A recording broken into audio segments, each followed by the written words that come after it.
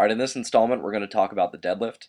The first thing that we teach in the deadlift is the hip hinge. If an athlete cannot hip hinge, they will not be able to deadlift or squat correctly. So make sure that the athlete has mastered the hip hinge first. And I'm going to demonstrate here a couple ways that I teach the hip hinge with new athletes. So what we're going to do to teach the hip hinge is to try to keep your body straight and push your hips back until you contact the platform. Okay? You can also do this on a wall too. What we're basically just trying to do is to push the hips back as far as we can while keeping the body upright. So notice that I'm not bending down like this, nor am I just shooting my knees forward, but I'm pushing my hips back, really stretching the hamstrings, pushing back. So this is the essence of the hip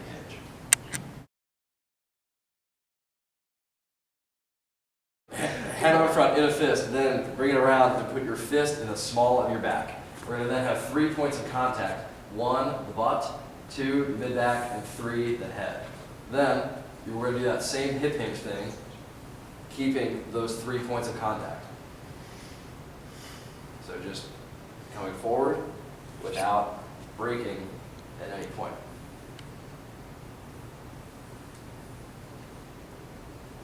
Okay. A key component of deadlifting is getting the start position right. Athletes who don't start in the right position are going to have a really hard time hitting the correct positions during the lift.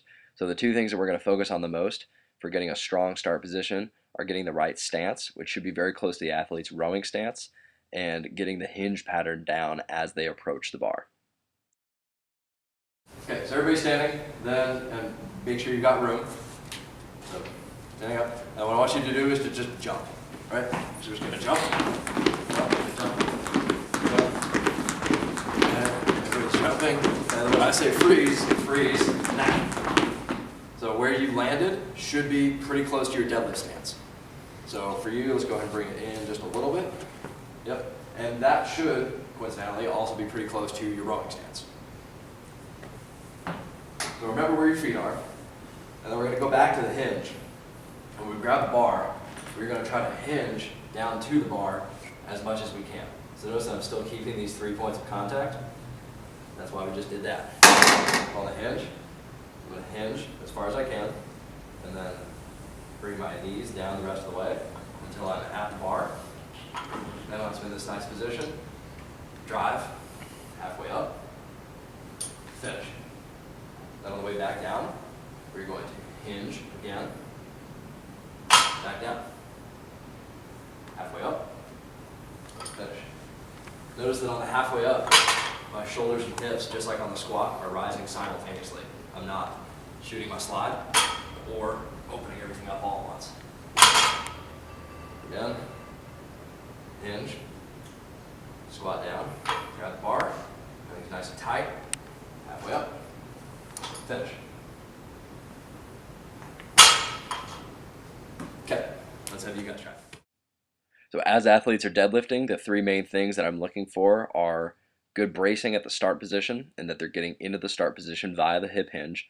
Then for the second part, up to the knees, is leg drive and torso movement, so that their shoulders and hips are rising simultaneously, not doing the equivalent of shooting the slide or opening up the upper body.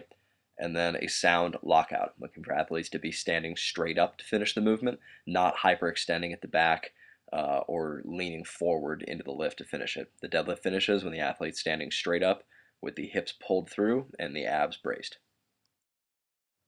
We've got 2 athletes here, both at the second command, which is pulling the bar halfway up, so to the knees.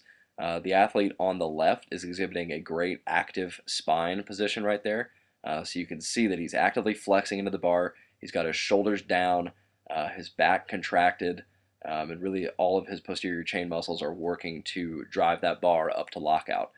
The athlete on the right in the blue shirt is hanging off of his shoulders a little bit, so his shoulders are rounding forward, which is causing his hips to be a little bit higher and his chest to be a little bit lower. So he's not effectively using his posterior chain muscles to get to lockout. So I would like to see him get his hips down a little bit more, his chest a little higher, and really work on keeping his shoulders down through the movement to get tension through the whole posterior chain. Okay, so then go ahead and hip hinge and get yourself to the start position. Okay, halfway up. Finish. And back down to the ground, controlled. So hip hinge and down. Yep, halfway up. Finish. And back down, controlled. Good.